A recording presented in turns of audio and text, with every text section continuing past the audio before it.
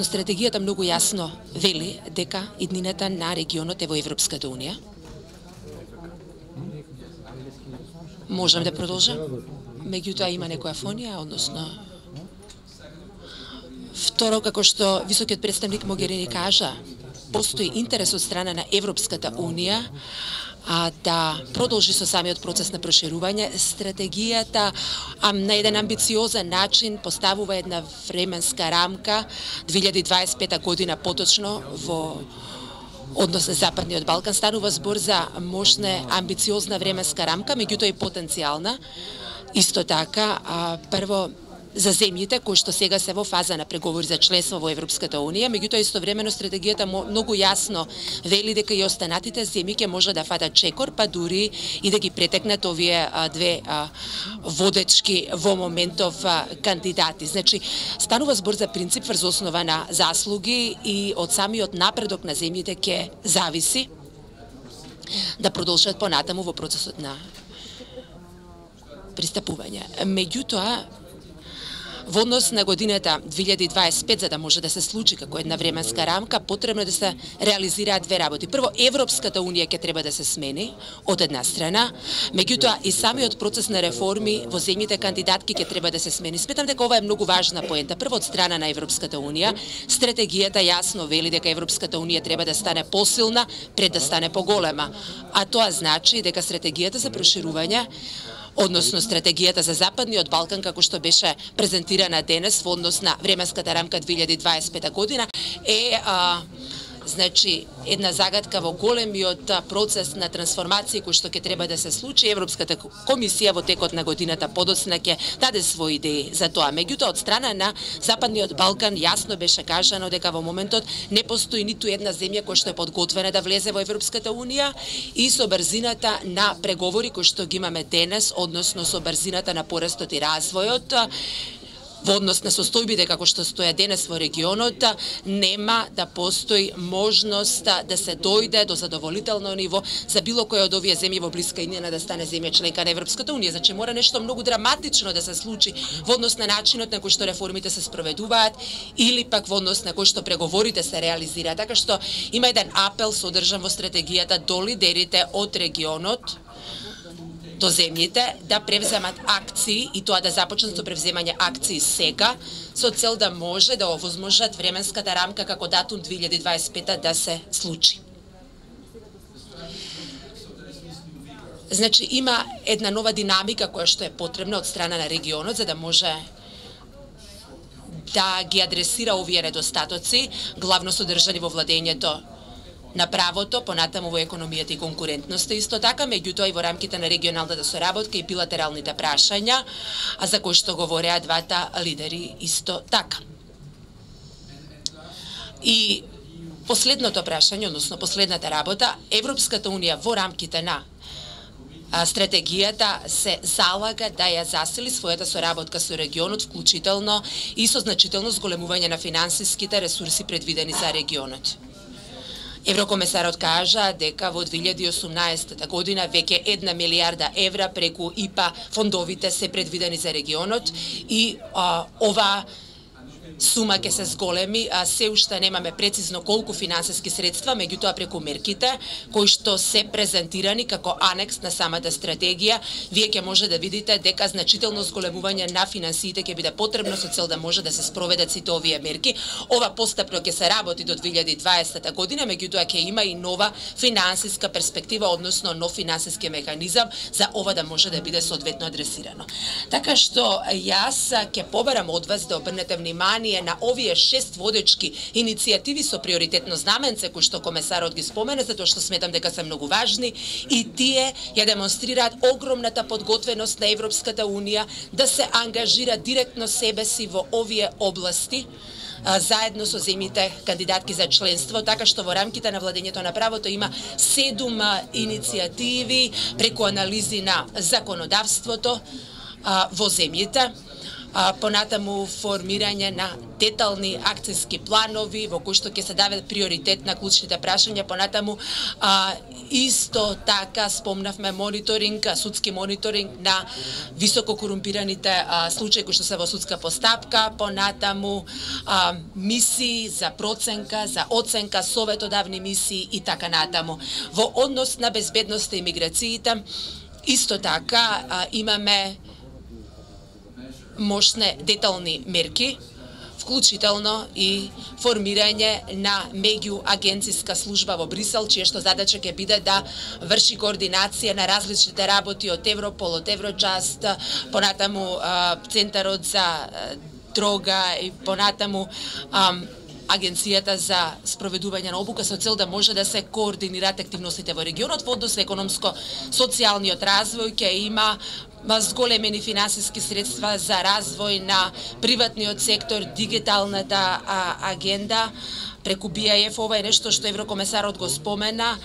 Веќе имаме на располагање 500 милиони евра, кои што исто така ќе бидат дополнително зголемени со финансиски средства. Понатаму ќе треба да се обезбеди гаранција за инвестициските фондови во Западниот Балкан со цел да може да се промовираат приватните инвестиции. Понатаму ќе има режими за поддржување на стартап можностите во регионот. Понатаму имаме стратегија за образованието заради тоа што младите се идните граѓани на Европската Унија и исто така се водат разговори во однос на тоа дека образованието представува една алатка и треба да се зголеми толерантноста, каде што Европската Унија преку стручно образование за наставниот кадар ќе може да даде свој придонес, односно да помогне. Така што за Еразмус размените ќе ги удвоиме финансиските средства. Понатаму имаме енергетско поврзување и транспорт, меѓутоа пред се зборуваме за енергетскиот сектор, односно енергетскиот сектор на Европската Унија да го поврзиме со оној од земјите во Западниот Балкан, за да може на некој начин да ги надминиме административните пречки кои што постојат на границите и да се реализира една вистинска стратегија за безбедност на патиштата. Станува збор за мощни конкретни мерки. Понатаму дигиталната агенда исто така ќе биде подготвена и тука високиот представник спомена дека надоместоците во однос на роумингот ќе бидат прашање кои што ќе биде адресирано. Меѓутоа исто така ќе се даде поддршка за развој на влада, набавки, здравство и дигитални вештини и последната област е помирување и добрососедските односи како водечка иницијатива каде што Европската Унија ќе даде својата поддршка, односно помош. Така што јас ќе завршам тука и сега сум отворен за вашите прашања. Ви благодарам.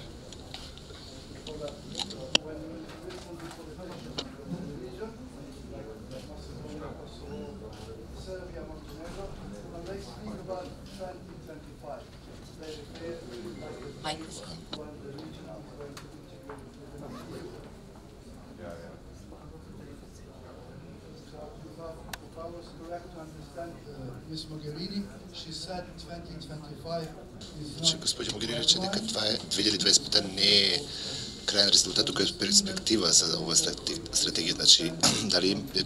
Значи има недоразбирање кај нас како политичари дека регионот ќе биде интегриран во Европската Унија до 2025 година. Дали има недоразбирање како политичарите? Значи тој е еден датум кој што е така поставен како целниот датум, кој што ние сметаме, комисијата верува дека е реалистичен датум за новите членови да влезат во Европската Унија. Но сепак тоа се одлуки кои што самите земјичанки треба на крај да ги донесат. Самата комисија верува дека 2025 година би може да биде датумот кога новите земји ќе можат да влезат во Европската Унија. Можеби овие фаворити, тоест самите земји кои што се сега во моментално преговори или другите земји без разлика, како што кажав, самите реформски процеси и преговорите и брзината преговорите како што сега се поставени нема да се случи овој датум да се реализира. Треба да има нешто драматично што треба да се промени во самите земји за да се забрзаат реформите и да се демонстрира на самите земји членки дека постои вистинско приближување кон нивото и стандардите на Европската Унија. Комисарот Хан кажа еднозначно нешто дека Европската Унија не е само пазар за трговија, туку е заедница и кој што има споделени вредности, кој што секој кој што сака да стане членка од Европската Унија треба да ги поддржува и да ги промовира овие вредности. Така што многу значајно е ова кој што исто така мислам дека ќе биде под надзор или ќе се обзервира со оглед на актуелните ситуации во земјите членки сега. Да, тој е можен датум, но не треба да се продолжи да се работи како што се работело до сега. Самите земи треба да сменат начинот на кој што се одвиваат реформите. Исто така Европската унија треба да заземе поинаков став. Има дискусии сега за иднината на Европската унија. И стратегијата вели дека Европската унија треба да стане, да се засили, да биде посилна пред да стане поголема. А тоа значи дека има многу идеи, но во најголема мера тоа се идејата во однос на мнозинското гласање и зголемување на бројот кога повеќето од земјите членки ќе одлучуваат за одредени одлуки, ќе донесат одлуки. Това се дискусии кои што се одвиваат во Европската унија и таму ќе се одвиваат, но во однос на проширувањето мора да се каже дека и самата стратегија е една од значен дел во сложувалката за во целосната сложувалка на Европската унија. Морам да кажам дека постои потенцијал. Ова е потенцијален датум, краен датум и мора да ги користи како, јас мислам дека би требало користи како охрабрувачки чин за самите земји да постапат правилно. Новинарот има прашање за Македонија. Македонија сега се соочува со тешки одлуки во рамки внатре. Значи треба да се гласа за двојазичноста. Главните институции на владата, парламентот е блокиран. Дали верувате дека Македонија ќе може да го стигне тој потенцијално да стане земја членка на Европската унија до 2025-та? Дали сте оптимистичен, дали имате оптимизам во ова насока дека овој датум може да биде постигнат? Значи, самата стратегија препознава дека тука во Македонија е направен значен прогрес во реформите во изминатите месеци, кое што е позитивно нешто, нели, и го охрабруваме исто така, но може да но исто така во стратегијата се кажува дека комисијата е спремна да подготви преговори за започнување за преговорите, разговори за пристапување. Но тогаш ќе се одлучува за тоа, нели, во таа фаза. За било која земја, вклучително и Македонија, мислам дека е значено дека има национален консензус за понатамошниот процес на одвивање на нештата. Гледам дека има национален консензус за и европерспектива пред се за кон проширување тоа на Европската унија. Мислам дека треба да се од друга страна треба да се поддржат и реформите кои што се потребни во оваа насока. Значи ова се обврски од двете страни, од страна на владата да посегнат, нели, и да се опитат да се прилагодат кон некои барања од опозицијата да ги искористи оние демократски начини или средства пред се во парламентот, да учествува во парламентарната работа и да донесува заеднички одлуки таму. Мислам дека во стратегијата се нагласува дека овие процеси треба да се направат со сите засегнати страни. Значи што значи дека сите политички субјекти во целиот политички пејзаж, но и во граѓанскиот сектор. Значи мора да се нагласи значењето на вклученоста на самото граѓанско општество при донесувањето на одлуките и нивната ангажираност во реформскиот процес воопшто.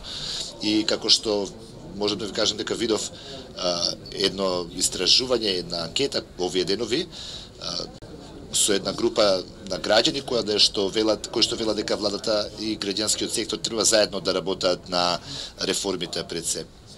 Така што го гледам потенцијалот тука, гледам дека е возможно да се остварат овие цели, но се надевам дека ќе гледаме позитивни новости кои што ќе излегуваат, ќе дојдат од тука.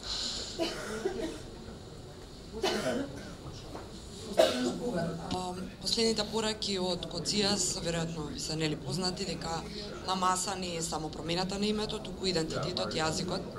Дали тоа ќе го блокира процесот и како до решение кога ги знаеме позициите нели на ги соопшти односно министерот Димитров дека кога е во прашање нема да се преговара за идентитетот бидејќи тоа ќе значи паѓање во вода на преговорите. Тоа ми е првото прашање, второто ми е зошто толку се нагласува дека ќе бидат историски следниве неколку месеци. Значи тоа го спомна и Могерини и Хан. Меѓу другото тоа е и пораката на Димиц дека оваа година следната е клучна. Практично дека ако сега не успееме, со други зборови нема да успееме понатаму. Благодарам. Thank you. Благодарам. Како што знаете, добрососедските односи е еден од принципите на Европската Унија и се однесува на сите земји, ќе видите во самата стратегија дека има многу дискусии за добрососедски односи, како отворени прашања со соседите, како и прекогранични прашања и проблеми. Сите овие прашања и проблеми треба да се решат, како што стои во стратегијата, пред да се влезе, пред новите земји да влезат во Европската Унија. Европската Унија нема да внесе или импортира отворени прашања, нема да прифати земји кои што имаат отворени прашања, тоа е многу јасно. И јасно е нагласено и во самата стратегија. Во изминатите месеци видовме дека некои охрабрувачки чекори беа преземени, а тоа беше договорот со Бугарија. Мислам дека го препорачавме тој договор. Ова е начинот на кој што земјата како една две земји на свој начин преку самоиницијативно решаваат едно чувствително прашање преку договор кој што беше ратификуван во дата парламента и сега имате многу добар пријател во Европската Унија кој што е председател, нели, кој што председава со Европската Унија во моментов, а мислам дека е од голема корист за Македонија, за оваа земја во следните 6 месеци. Во истиот период владата започна со преговори или со разговори со Грција, тоест да ги обнови разговорите со Грција, а ова исто така охрабрувачки. Сите отворени прашања може да се решат преку диалог, а тоа е многу добро доколку постои диалог. Имаше многу дискусии во изминатите неколку месеци, мислам дека атмосферата е веќе создадена и двата премиери донесоа одлуки да се помогне на овој процес, секој од нив донесе внатрешни одлуки во насока на подобрување на овие преговори или процесот да продолжи. Веруваме дека процесот ќе заврши успешно, не сме дел од преговорите, јас немам детали или поединечни информации, не може да се заеме никаква позиција во однос на ова прашање што се однесува до преговорите помеѓу Грција и Македонија, а самите преговори веќе се одвиваат под закрила на Европската Унија и мислам дека би требало да продолжат во таа насока, но ние ќе продолжиме да ги поддржуваме двете страни и да ги охрабруваме двете страни да дојдат до еден заеднички заклучок. Зошто следните 6 месеци се значени, зошто 2018 година е историска? Не сакам многу да користам тој термин историска година, но е сепак значајна година. Затоа што многу звезди се поставени.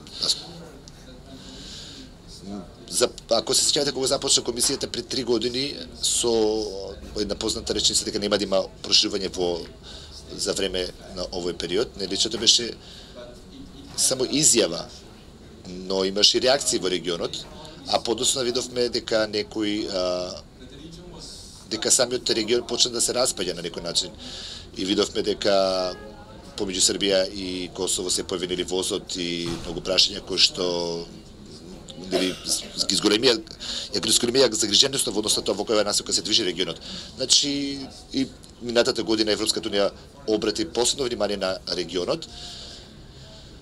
Имаше министрите на внатрешни работи кои што бе поканети да се дискутира, па тоа што доведе до стратегијата, сега веќе фокусот на Европската Унија е јасна. Значи фокусот на овој регион да биде јасен кон Европската Унија, значи стартува збор за уште една година пред Европскиот парламент, пред да се случат изборите во Европскиот парламент следиот мај.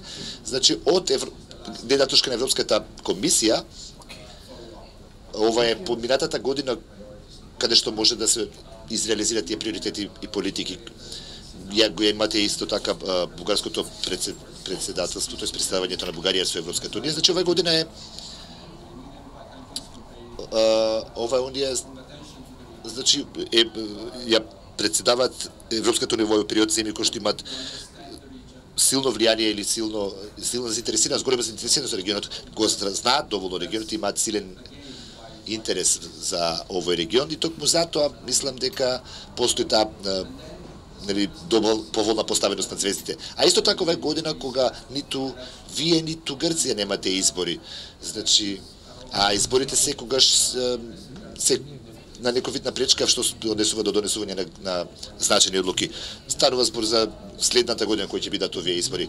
Можеби полесно е на ваков начин да се донесат конечни одлуки. Што и да биде решението, мислам дека ќе биде тешко решение за двете земји, за двете влади пред се. Така што затоа сметам дека поставеноста на сите овие звезди, нели, е токму поволна и верувам дека следните 6 месеци ќе бидат исто така значајни. Имате стратегија, ќе има средба во Гимних, неформален смене на министрите за одворични работи следната година, каде што ќе се разгледува, барем или ќе се разгледуваат некои од аспекти од стратегијата неформално, а потоа ќе имаме извештајот од земјите во април, а во мај имаме значаен самит, Могарини го спомена тој самит, прв во 15 години од таков вид во Европската унија за Западен Балкан, а потоа во јуни станува збор за Европскиот совет. Ова се сите чекори кои што ја градат атмосферата кон поволни одлуки кои што треба да се донесат во јуни.